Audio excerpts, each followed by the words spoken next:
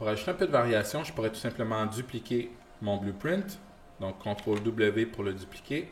Je vais m'assurer qu'il y a un petit 1 à la fin. Voilà.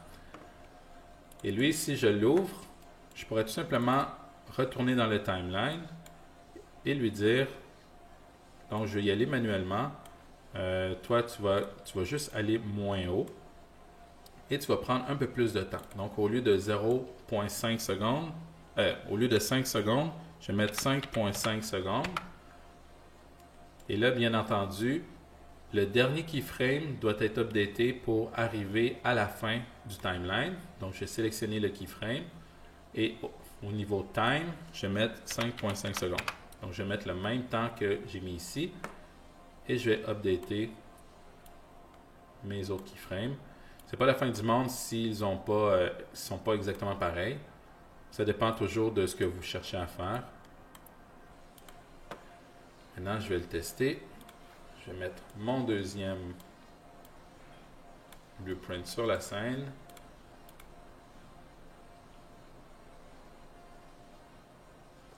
Alors là, je vois qu'il ne bouge pas exactement en même temps. Une autre façon d'ajouter un peu de variation, c'est d'ajouter plusieurs animations dans le même blueprint. Donc, je vais sélectionner mon nouveau. Je vais faire CTRL-W. Voilà. Donc, c'est un troisième blueprint. Ce que je peux faire, c'est venir sur le viewport. Je vais sélectionner mon static mesh. Je vais faire CTRL-W pour créer un deuxième static mesh. Je vais même faire CTRL-W une deuxième fois pour créer un troisième static mesh. Donc, comme ils sont tous un par-dessus l'autre, c'est difficile de voir que j'en ai plusieurs. Je vais le déplacer. Celui-ci, je vais le scale pour qu'il soit un peu plus petit. Je vais le positionner ici. Même chose avec lui, je le scale. Juste pas la même taille que l'autre. Je vais mettre même celui-là un peu plus petit.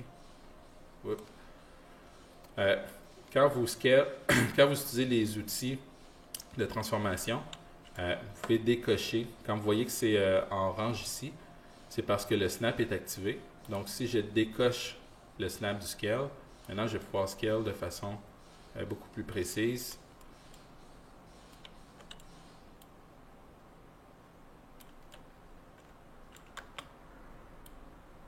Même chose pour les déplacements.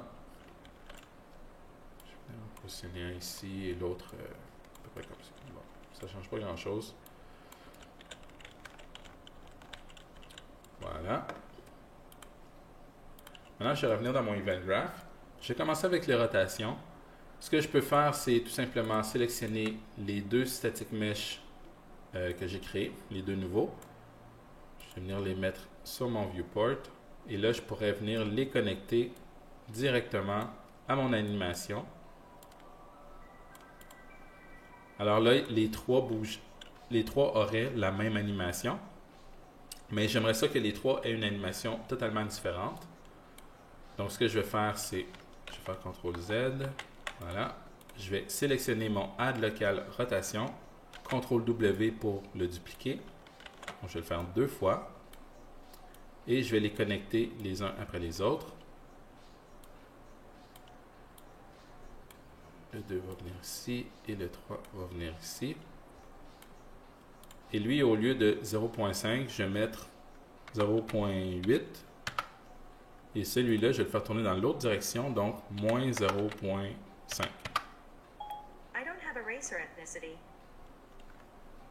OK, mon iPad qui me parle. Je vais tout simplement le fermer. Voilà. Donc, je vais faire un test pour voir si ça fonctionne bien. Je vais mettre mon nouveau blueprint sur le viewport. J'ai effacé les deux autres. Je vais faire play.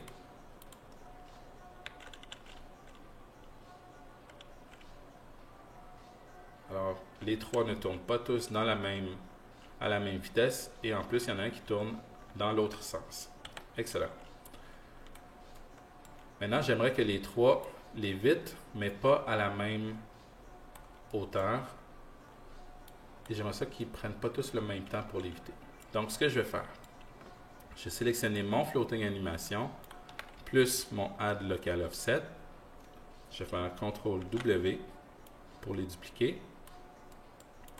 Je vais prendre floating route 2. Je vais connecter ici. Alors, lui, dans ce cas-ci, au lieu de 5,50, je vais mettre 4,5.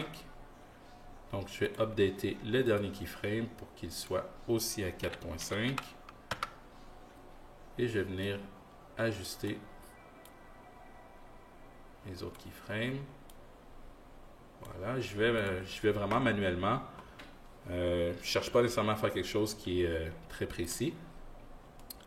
Et là, donc il y a deux options qui s'offrent à moi. Je pourrais venir tout simplement sélectionner l'exécutable du premier offset et venir le mettre dans le play. Donc ça fonctionne. Ou je pourrais tout simplement venir sélectionner le Event Begin Play. Je ne peux pas venir en mettre deux.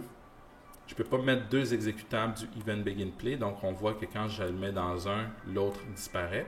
Donc ce que je peux faire, c'est tout simplement ajouter un sequence. Donc un sequence. Et le sequence, lui, je peux, dans le fond, en ajouter plusieurs. Comme ça, je n'ai pas besoin de venir les connecter un après l'autre. Et je vais faire mon troisième, CTRL W.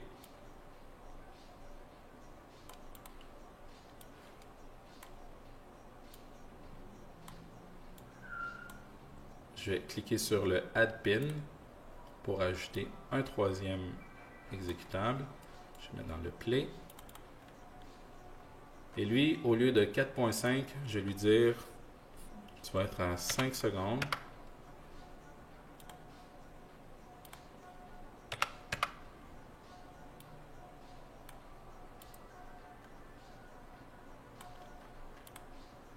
Voilà. On va faire un test.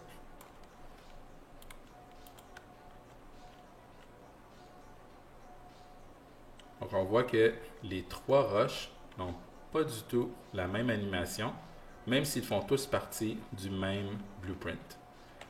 Donc, c'est une façon dans le fond, d'ajouter de la variation à vos scènes. Je pourrais venir positionner ces deux-là en plus, en mettre un qui est beaucoup plus grand, un qui est beaucoup plus petit. Voilà, comme ça. Lorsque je fais play,